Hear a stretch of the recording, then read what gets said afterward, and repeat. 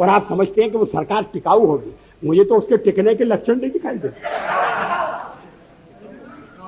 हम संख्या बल के सामने सर झुकाते हैं और आपको विश्वास दिलाते हैं कि जो कार्य हमने अपने हाथ में लिया है वो जब तक राष्ट्रीय उद्देश्य पूरा नहीं कर लेंगे तब तक विश्राम से नहीं बैठेंगे, तब तक आराम से नहीं बैठेंगे।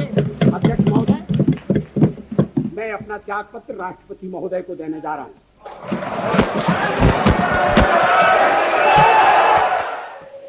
अटल बिहारी वाजपेयी का 1996 में दिया गया कॉन्फिडेंस मोशन वाला भाषण एक ऐतिहासिक पल था जो आज भी याद किया जाता है।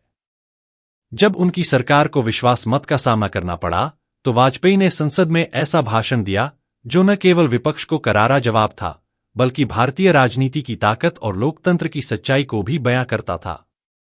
अपने भाषण में वाजपेयी ने न केवल अपने गठबंधन सरकार के विश्वास की बात की बल्कि यह भी दिखाया कि उनका नेता बनकर देश की सेवा करने का दृढ़ इरादा है। उन्होंने कहा, यह सिर्फ मेरे ऊपर नहीं, भारतीय लोकतंत्र पर विश्वास है, और इस एक लाइन में उन्होंने अपने नेतृत्व और देश के भविष्य के प्रति अपने अडिग विश्वास को व्यक्त किया। उनका भाषण दिल से निकला था और इसने न सिर्फ राजनीति को बल्कि देश के नागरिकों को भी प्रेरित किया। यह भाषण महज एक राजनीतिक बयान नहीं था बल्कि यह एक संदेश था, लोकतंत्र कभी भी असफल नहीं हो सकता जब तक उसमें अटल विश्वास हो। ये सभी मित्र कल से लेकर आज तक बोलते रहे, अब मेरी बारी आई है, अब मेरी बारी आई है तो ये मेरा मुंह बंद करना चाहते हैं, ये होने वाला नहीं है। और अगर संख्या बल के आधार पर ये करने का आप प्रयास करेंगे तो हमें सदन के बाहर ये विचारों की लड़ाई ले जाना पड़ेगी।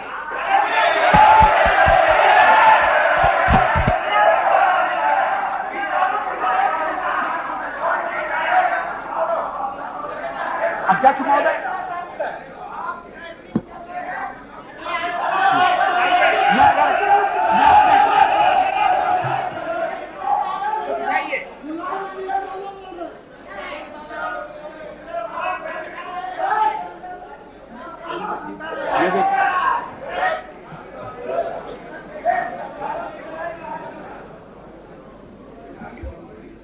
अध्यक्ष महोदय,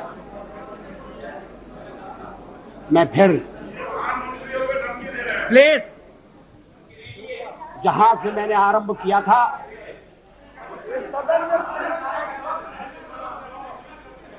वहां अपने भाषण को ले जाना चाहता हूं। देश में ध्रुवीकरण नहीं होना चाहिए,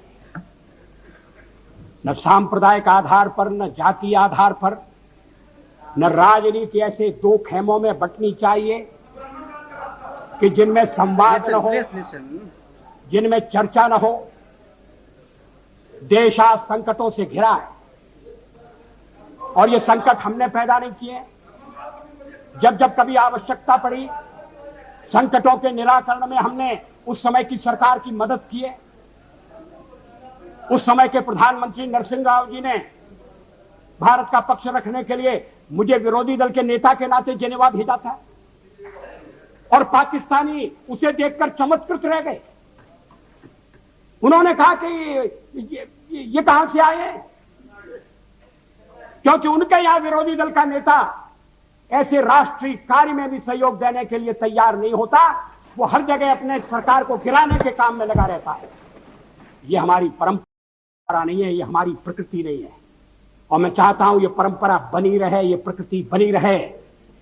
सत्ता का खेल तो चलेगा, सरकारें आएंगी जाएंगी, पार्टियां बनेगी बिगड़ेंगी, मगर ये देश रहना चाहिए, इस देश का लोकतंत्र अमर रहना चाहिए।